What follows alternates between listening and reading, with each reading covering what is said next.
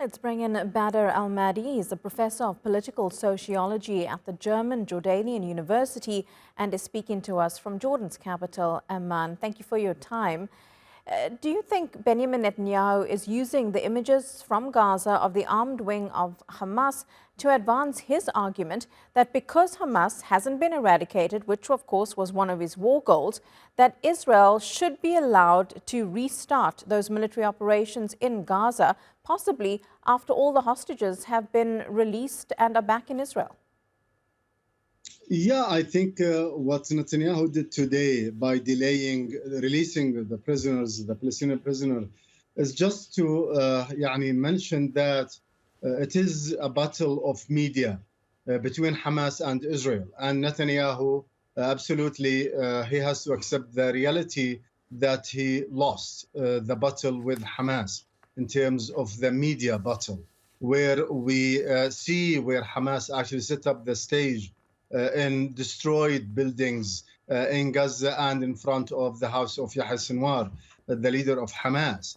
And absolutely, Hamas wanted to send a picture to the world and the scene for the world that this is what Israel did and this is what the Israeli action resulted to. So this is actually what really make Netanyahu anger and his radical government. They don't want to the world to see what they did actually in the ground in Gaza. This is, I think, the framework I can put what Netanyahu did and his government in the last 2 hours, where they asked to delay the handling of the prisoners from the Israeli prisons, where we talk about the Palestinian ones. How do you think, though, the world does view those images coming from Gaza, from the Hamas and its armed forces, the Al-Qassam brigades, plus Islamic Jihad's Al-Quds brigades, because it could be spun differently in different parts of the world. Like the Israelis, Netanyahu sees it as something that is a security concern for the hostages. He doesn't believe that they were safe during that exchange, whereas others are seeing it as, well, look, Hamas is still functioning in the Gaza Strip. America has actually said that Hamas has more members despite Israel's war for the last 15 months. Yeah, this is the justification of Netanyahu because of the stage, how Hamas set up the stage there in Gaza.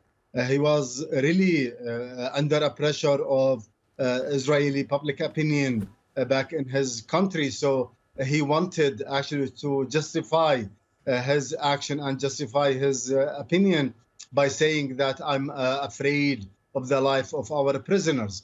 But he knows, and the Israeli government knows, that this is actually the safe life for Hamas and the Jihad, where they have to preserve the life of those prisoners. And absolutely, they will not let anyone actually disturb their success, where they consider what they did in Gaza as a success at that time or in the last 15 months. He knows that neither Hamas or Jihad will allow any threatening for the life of the Israeli prisoners. But again, what I said, I think this is what Netanyahu thinking about. The scene that is coming through the videos, the TVs, actually the camera, this is what disturbed Netanyahu and disturbed his position within the Israeli society and within the Israeli political elites.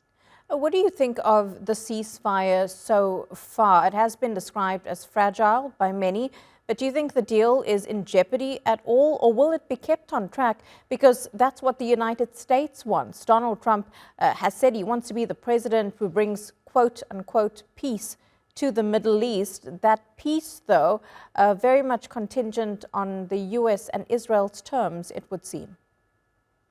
After the releasing of the hostages or the prisoners from Hamas side, I don't think so there is any justification or any reason for Netanyahu to come back and to fight against the Palestinian people in Gaza. And I don't think so that the world will allow that again.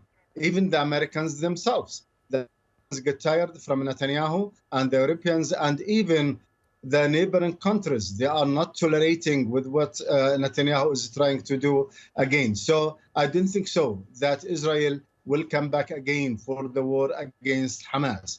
We are waiting until almost 90 days, where these 90 days will be a lot of mediations between Hamas, between the Palestinian and between the Israeli, with observation and monitoring from the Americans. And there is a lot of voices in the region and around the world will say to and will put it in the face of Netanyahu, enough is enough. Do you think Netanyahu's political future is in jeopardy? Now there are many who are part of that coalition, and I'm referring here specifically to the right-wing faction of his coalition, who are incredibly unhappy about the ceasefire deal, that it was implemented at all. I think Netanyahu, he's just playing in the last minutes.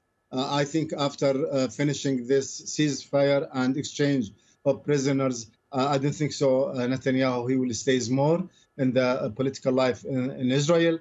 I think there's a lot of people, they are waiting the moment that they will throw him out of political stage in Israel. Okay, Badr Al-Madi, appreciate you taking the time to speak to us.